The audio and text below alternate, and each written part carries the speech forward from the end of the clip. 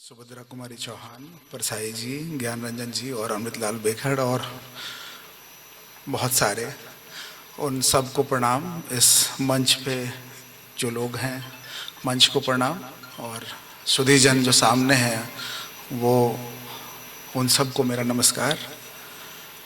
कविता संग्रह में उतरने से पहले मैं जो इस किताब के समर्पण के पन्ने हैं, मेरी नज़र उस पर ठहर गई और वहाँ लिखा मिला मुझे संघर्ष के साथी, और वे साथी जो अब दूसरी दुनिया के काफिल हैं।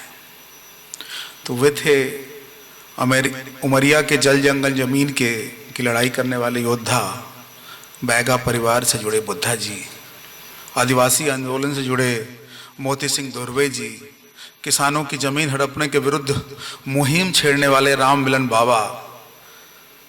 तो मुझे लगा कि यह कोई साधारण बात तो नहीं है।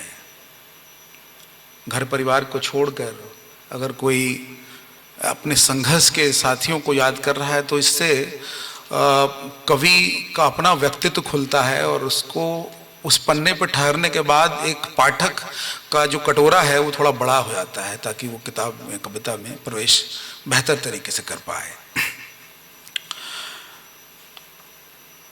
इन सब के इतर जब मैं थोड़ा और आगे बढ़ा तो मुझे वटवृक्ष कविता, जो कि आदरणीय राम निभोर तिवारी जी जैसी शख्सियत जो कि वटवृक्षी हैं, जिनसे मैं संतोष जी के माध्यम से ही मिला, तो मुझे ये समझ में आया कि भाई यह जो व्यक्ति है वो कविता में आ कैसे रहा है, उतर कैसे रहा है, और मुझे बहुत मदद मिली आगे के कविताओं को डिकोड करने में। यह बात और साफ है कि कवि को याद है और वो भूलना वो चाहता ही नहीं, न जीवन को, न जीवन में घटी बिछुड़न को। यहाँ से एक नया रास्ता खुलता है और कवि के मन में प्रवेश करने का आखिर मूल विचार क्या है इस संग्रह का, और यह वैचारिकी की धार कैसी है, या यूं कहें कि कविता की चेतना के केंद्र में कौन सी चिंता है, ऐसा कौन सा विषय है जिसके लिए वो इतना व्याकुल है, जिसके लिए अविचेतन को उसने इतना झकझोड़ा कि एक संग्रह नुमा पूरा पेड़ तैयार हो गया और जिससे हरसिंगार जैसी कविता बहने लगी।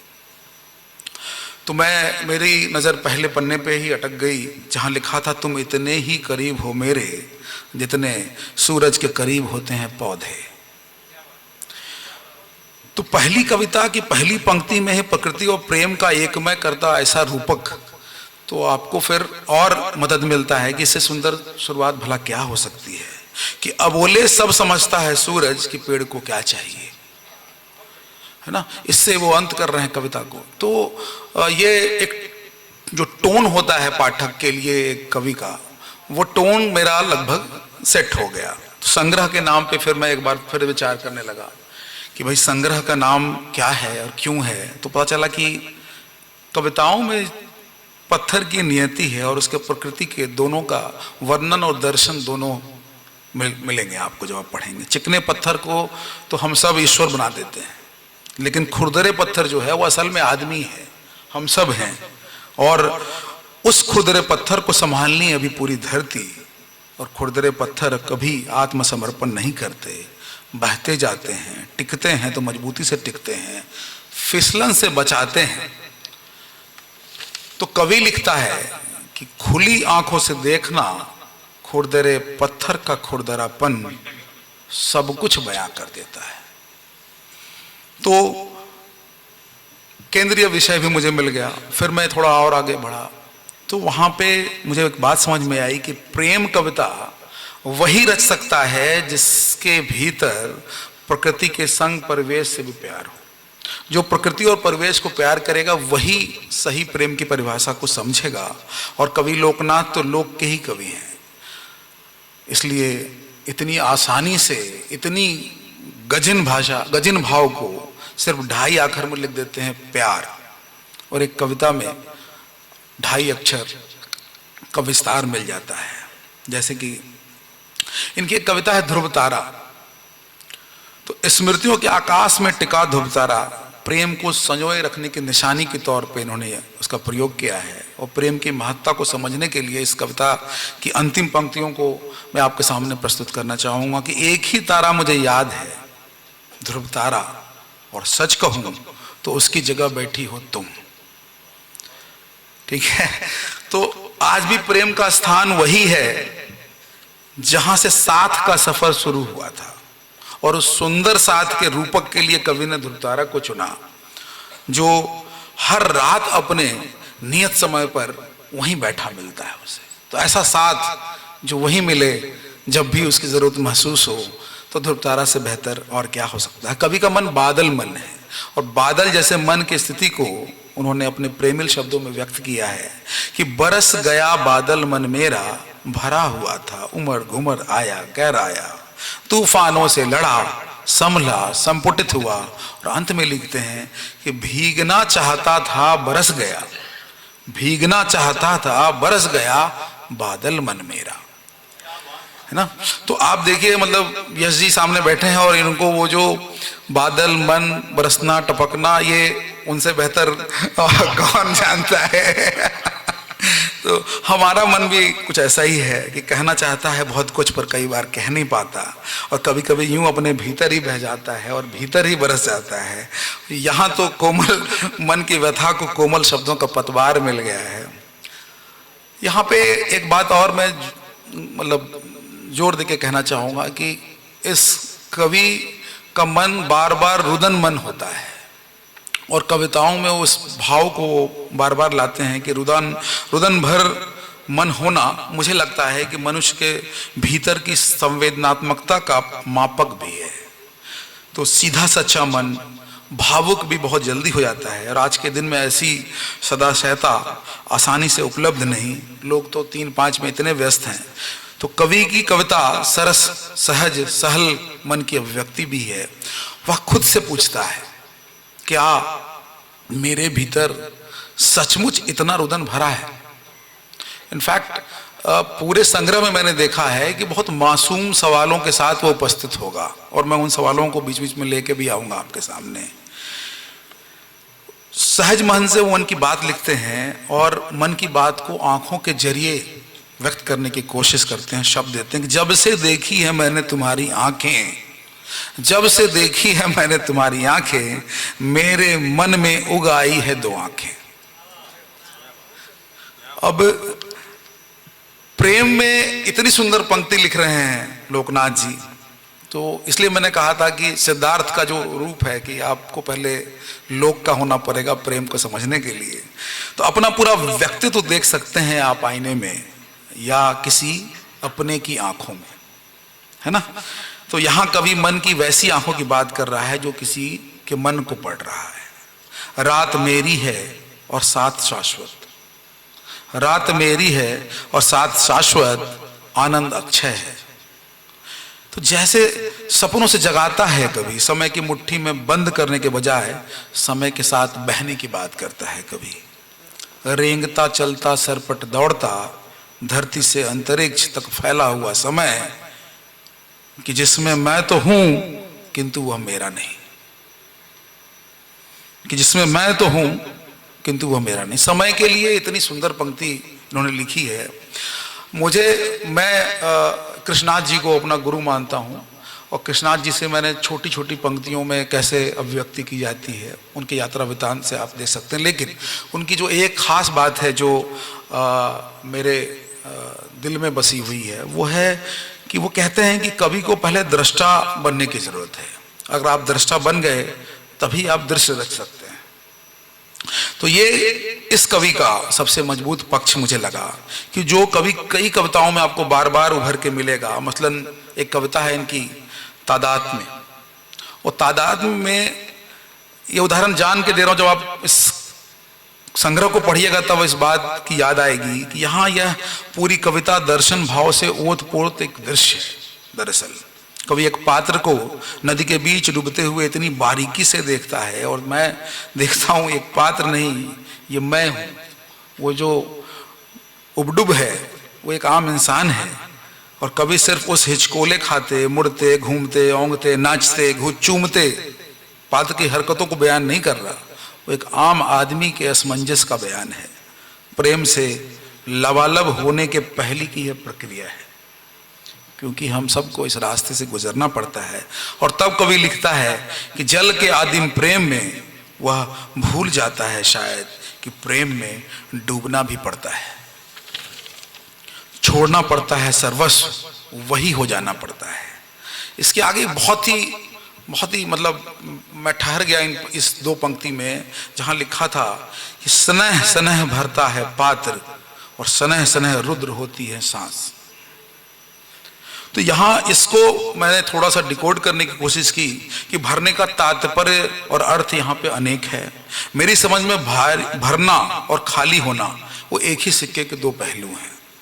आप कई लोगों को देखते हैं शिखर पर पहुंचकर वैराग्य की ओर निकल जाते हैं। वैराग्य की बात जो है बाबूशाह के हर एक पोस्ट में डरता हूं कई बार बाबूशाह, खुद को खाली करने की ओर बढ़ना बेसिकली यहाँ पे भरना भी है। निर्वाण का रास्ता, मुक्ति का रास्ता भी आप इसको कह सकते हैं। और यहीं से खुलता है श्वास का रुद्ध होना। और रुद्ध होना और सांस मतलब इसका मतलब सांसों का रुकना नहीं है, यह सांसों को हमेशा के लिए जीतने के लिए उठाया हुआ पहला कदम है। ये सिर्फ नजरिया है आपका कि आप उस पंक्ति को कैसे देखते हैं, उस पंक्ति के पास कैसे जाते हैं। लोकनाथ प्रमुख रूप से दृष्टा ही हैं, जो मैंने पहले भी कहा है, और उनकी नजर फल से ज्यादा प्रक्रिया पर है और गंतव्य से ज्यादा रास्तों पर है। इनकी एक बहुत ही अच्छी कविता है जो मुझे बहुत पसंद आई, क्योंकि मेरी एक कहानी अभी आपको मिलेगी मेरे अगले संग्रह में, वो खदान पे ही है, कोयला के। तो चूंकि ये कविता उससे जुड़ी हुई थी तो यहाँ पे मैं थोड़ा सा रुका कि पलाश की टहनियाँ। तो आप सोचिएगा पलाश की टहनियाँ और कोयले का खदान का क्या हो सकता है नाता, लेकिन कवि है, कवि तो कहीं भी जा सकते हैं। तो कविता में कवि दृष्टि को थोड़ा और विस्तार मिल जाता है। यहाँ कोयला धरती की आग है जिसमें दुनिया अपने पेट की आग बुझाती है, ये मैं इंटरप्रेट कर रहा हूँ। और वही आग कवि कोयले की धरती के सीने पर उगे पलाश की टहनियों में देखता है। यह है दृष्टि कि नीचे कोयला है, उसको निकाल रहे हैं, धरती हल्की हो रही है, और उसके ऊपर उगा हुआ पलाश प्रेम का प्रतीक है। भीतर की आग और बाहर की आग एकमय होकर मस्ती की आग, बसंत की आग, प्रेम की आग में बदल जाती है। दृष्टि और दृष्टा का एकमय हो जाना और कण कण में प्राण को देखना, यह कवि की दुर्लभ, मतलब मैं कहूँगा कि काव्य में उतरना है, कविता में उतरना है। देखने के महत्व के साथ मैंने देखा कि और एक अच्छी बात है कि कवि सुनने की महत्ता जो मैं देख रहा हूँ आप दर्शकों में बहुत खास है। मैं 4 साल से यहाँ आ रहा हूँ और मैं देख रहा हूँ यहाँ के दर्शक बहुत खास हैं और उनको सुनना आता है। तो देखने के महत्व के साथ कभी सुनने की महत्ता नहीं भूलता।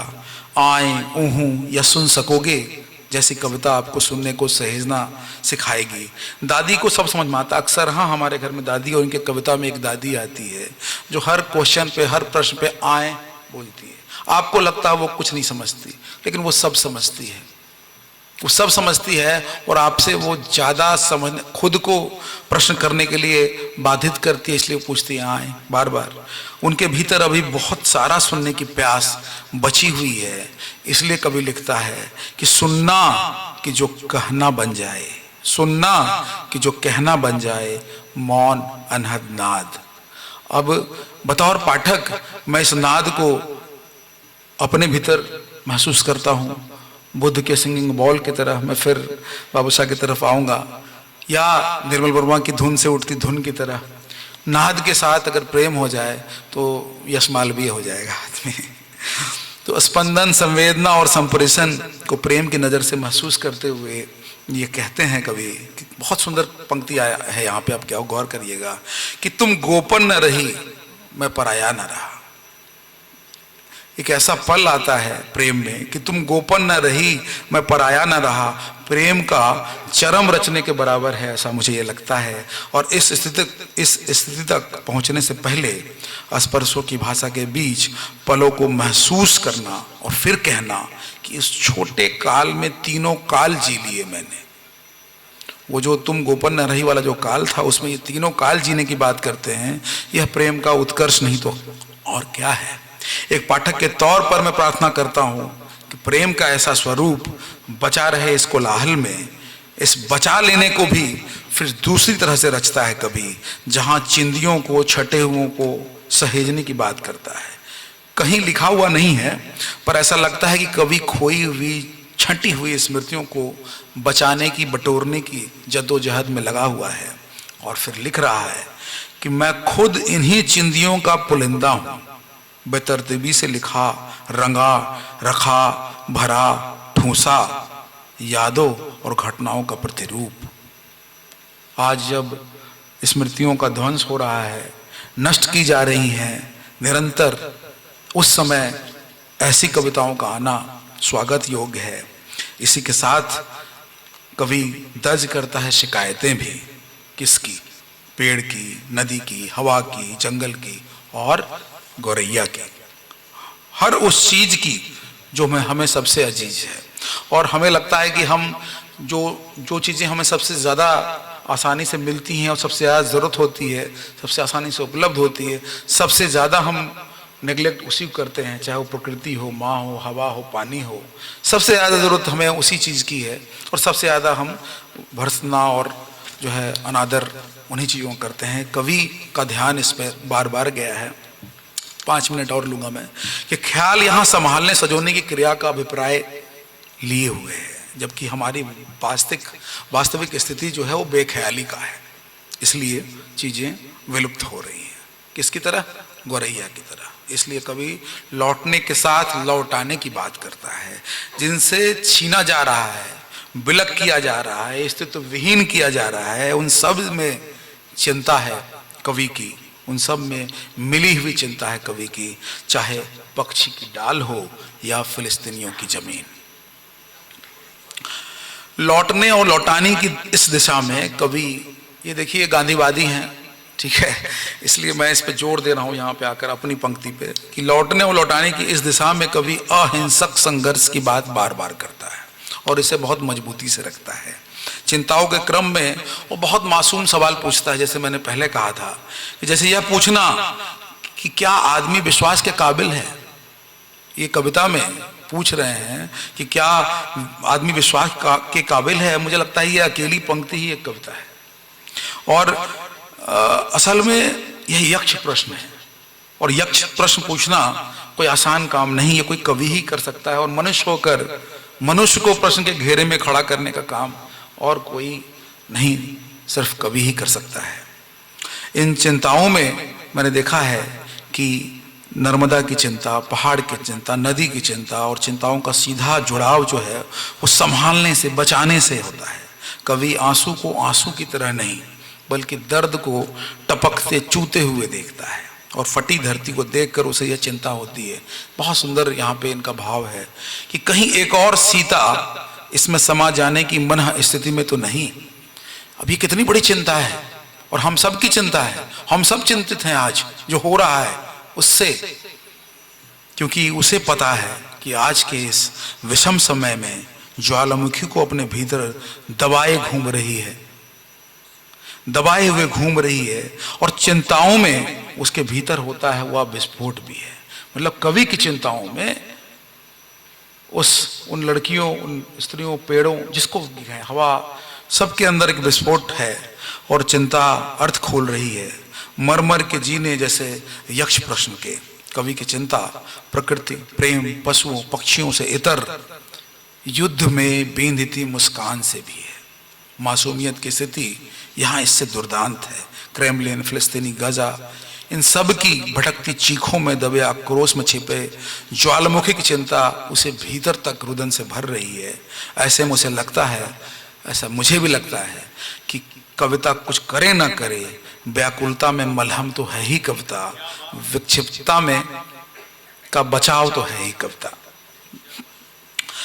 विस्थापन की पीड़ा और घर वापसी, देखिए हम लोग सब परेशानी में बहुत सारी कविताएं लिखते हैं और विस्थापन पे खूब लिखते हैं, लेकिन मैं जब लोकनाथ के पास गया तो मुझे ऐसी सुंदर पंक्तियां मिली विस्थापन को सुंदर भाव देते हुए और सकारात्मक सोच लेते हुए, कि लौट जाती हैं मछलियां प्रजनन के लिए मीठे पानी की ओर।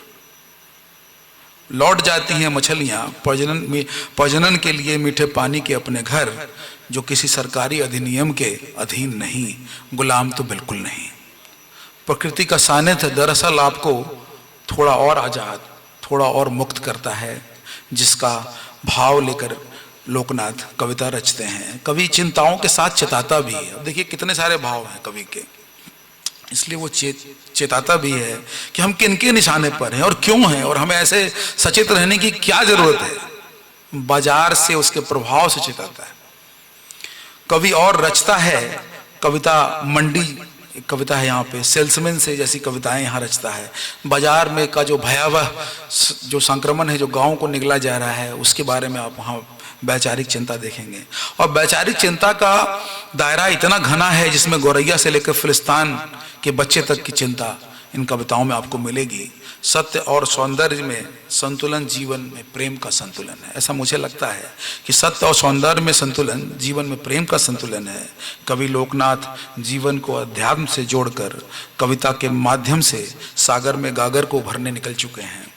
कविता में किसी स्थापित पैटर्न से हटना पाठक को एक बदलाव और परिवर्तन का संकेत देता है। अगर आप गौर करेंगे तो कविता लेखन के सबसे गणितीय रूपों में एक है। ऐसा मैं अपनी तरफ से जोड़ रहा हूं, और इसकी समझ अगर आपको है तो आप लोक के कवि हैं। एक और जो महत्वपूर्ण बात है हम सब कवियों के लिए कि पंक्ति विराम को गढ़ना और कविता का अंतिम विराम गढ़ना, ये एक बहुत ही स्पेशल क्राफ्ट है, और इसको प्राप्त करने के लिए की एक यात्रा है, और हम सब इस यात्रा में अभी गुजर रहे हैं। भी इस रास्ते के हमारे साथी हैं। तो कविता में अगर एक गलत पंक्ति विराम हो जाए तो कविता का प्रवाह, कविता का लय एकदम बिगड़ जाता है। तो कविता के 3 जो मुख्य तत्व हैं, काव्यात्मक संरचना, काव्यात्मक भाषा और काव्यात्मक ध्वनि उपकरण, इन सब का एहसास आपको कविता की आत्मा में उतरने में मदद करेगा। और अंत में मैं इतना ही कहना चाहूँगा कि बिंबात्मकता, प्रतीकात्मकता, रूपक और उपमा, स्वर और मनोदशा, इन सब के साथ विषय माने केंद्रीय विचार के बिना कविता निराधार है, और कवि की सबसे ज़्यादा पकड़ इसी केंद्रीय विचार पर है। कवि की यह कोशिश बहुत सराहनीय है। लोकनाथ यानी हमारे मित्र संतोष कुमार द्विवेदी असल में लोक के कवि हैं, और मैं ऐसी प्रार्थना करता हूँ कि इनका लेखनीय संतोष बचा रहे और लोक की बातें यूं ही करते रहें, कविता के जरिए हम तक पहुँचाते रहें। इसी सब शुभकामना के साथ मैं अपनी पंक्ति को विराम देता हूँ। बहुत बहुत धन्यवाद।